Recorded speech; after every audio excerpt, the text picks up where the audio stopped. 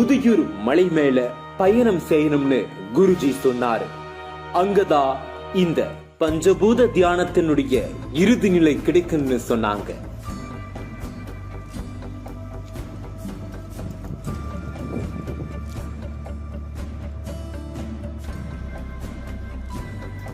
கொங்கண சித்தர் இங்க இருக்கிற ஒரு குகையில தவம் செஞ்சு தன்னுடைய சக்திகளை கிடைக்க பெற்றிருக்காரு.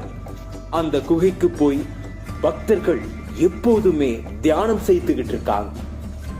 ஒரு வழியா கொங்கண சித்தருடைய குகைக்கு வந்து சேர்ந்தோம். ஒரு பெரிய பாறையும் அதை மூடி இருக்கிற சிறிய பாறைகளுமே இந்த இடம் இருக்கு. இந்த குறுகிய பாதை வழியாதான் உள்ள போகணும். இன்னைக்கு பக்தர்கள் நிறைய பேர் வந்திருக்காங்க. உள்ள கொங்கண சித்தருடைய படத்துக்கு மாலை போட்டு விளக்குகள் ஏற்றி வச்சிருந்தாங்க. வர்ற பக்தர்கள் ஒரு பக்கம் வழிபட்டுக்கிட்டு போக, குருஜியும் அவருடைய சீடர்களும் அங்கங்க தியானம் செய்ய உட்கார்ந்தாங்க.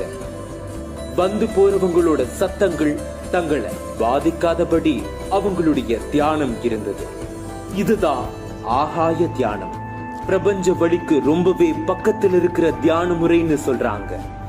இந்த இடத்துல அமர்ந்து தியானம் செய்யும் போது கொங்கண சித்தரோட ஆசையும் கிடைக்கிறதால தியானம் மேலும் ஆழமாகி பிரபஞ்ச பயணம் ரொம்பவே சிறப்பா அமைஞ்சதா பக்தர்கள் பலரும் சொல்றாங்க. மாந்திரீகம், நாந்திரீகம், ரெய்கி, மலர் மருத்துவம், சித்த மருத்துவம் போன்ற பல கலைகளை தன்னுடைய சீடர்களுக்கு போதிக்கிற சலாபுதீன் ஒவ்வொரு முறை தியானத்தின் போதும் இந்த கொங்கண சித்தரோட ஆசையோட நிறைவு செய்கிறார்.